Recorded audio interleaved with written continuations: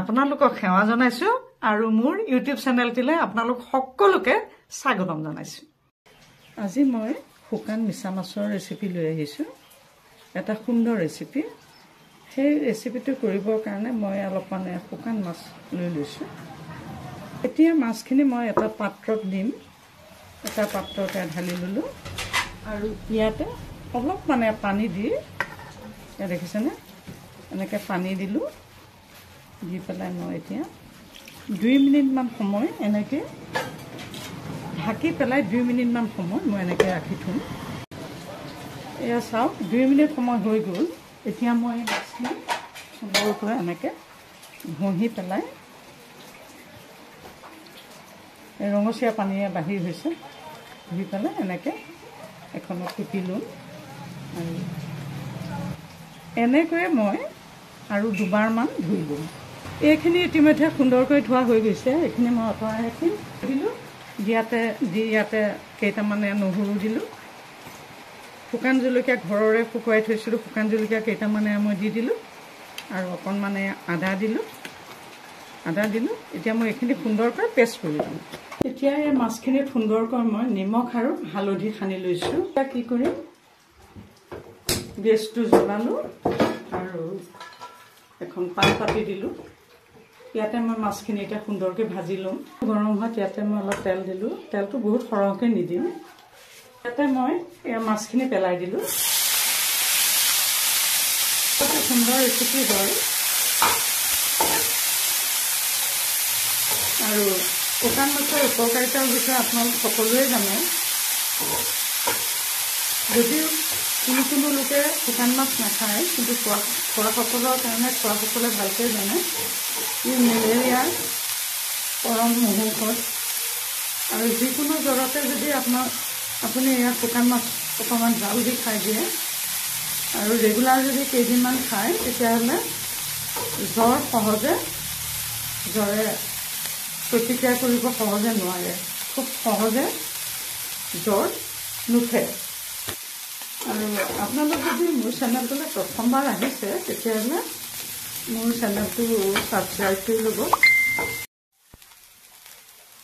মাছটো ইতিমধ্যে সুন্দৰকৈ ভজা হৈ গৈছে। এয়া চাওক, এটা কথা মন কৰিব, তাৱাত অলপো তেল লাগি থকা নাই। চাওক, শুকান মাছ ভাজোঁতে সদায় তেল বৰ সৰহকৈ দিব নালাগে। পহিলা মাছখিনি ভাজোঁতে অলপ কম তেলত ভাজিব লাগে, যাতে মাছটো মানে কেৰাহী বা টাৱাৰ তাপতে অধিক সুন্দৰকৈ সিজি উঠে।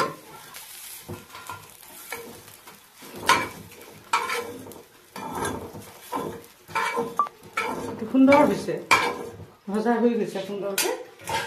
এতিয়া মই ইয়াতে অলপমান মাষ্টাৰ্ড অইল দিলোঁ।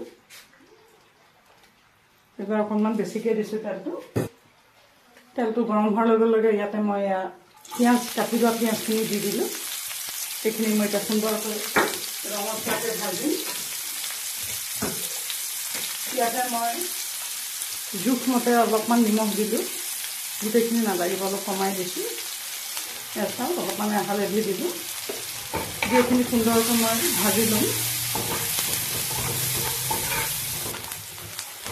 পিঁয়াজটো কিমান ৰঙা কৰি আহিছে আৰু কনটেক্ট লৰাইছোঁ। এতিয়া পিঁয়াজখিনি মই আস্তেকৈ এনেকৈ কাটি ৰাখিম।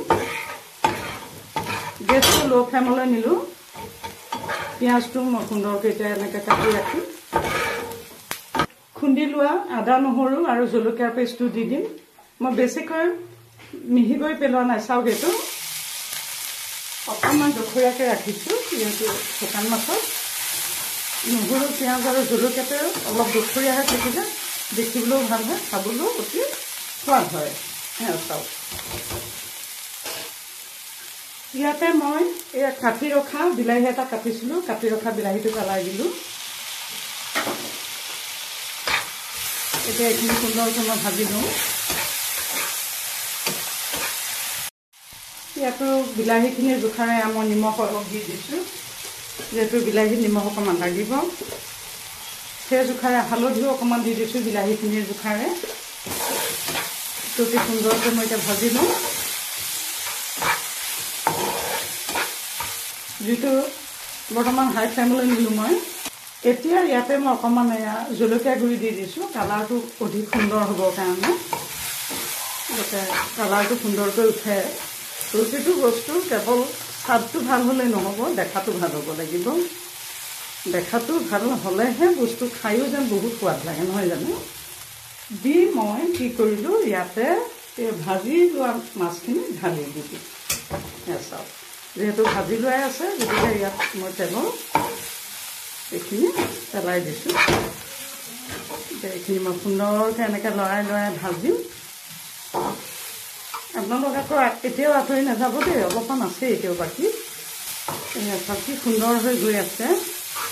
এতিয়া ইয়াতে মই অলপমান জালুক আৰু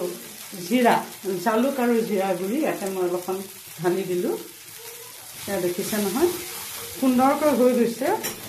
ইয়াতে মই কি কৰিম চাওক, এই মাছটো অকণমান খালী কৰি লৈছোঁ, লৈ পেলাই ইয়াতে মই অকণমান কেঁচা সৰিয়হৰ তেল অলপমান মই এতিয়া দি দিলোঁ।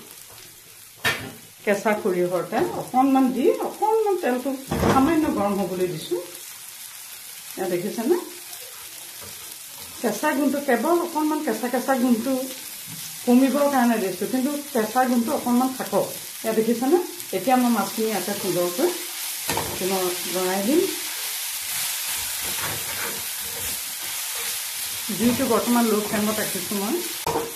ইয়াতে মই ভাজি যে ৰাখিছিলোঁ পিঁয়াজখিনি মই ইয়াতে পেলাই দিলোঁ। এটা অতি সুন্দৰ ৰেচিপি হয়। তাৰপিছতে কি কৰিলোঁ চাওক, ইয়াতে এয়া কেঁচা ধনিয়াৰ গুটি কেইটামান মই ইয়াতে চাওক বৰ সোৱাদযুক্ত হয়, ছটিয়াই দিলোঁ। চাওক একো নহয়, ঠানিকেইটা দি দিলোঁ, একো নহয়। আৰু কেইটামান ধনিয়া পাতো দি দিলোঁ, দি পেলাই এইটো লাহেকৈ গেছটো অফ কৰি ৰাখিছোঁ। এটা অতি সুন্দৰ ৰেচিপি।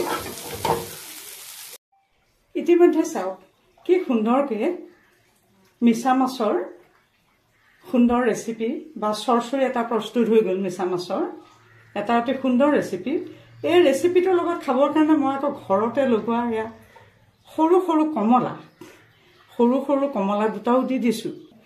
গতিকে এই সুন্দৰ ৰেচিপিটো আপোনালোকে সুন্দৰকৈ খাব। আৰু এটি নতুন ৰেচিপি লৈ অহাৰ প্ৰতিশ্ৰুতি দিলোঁ।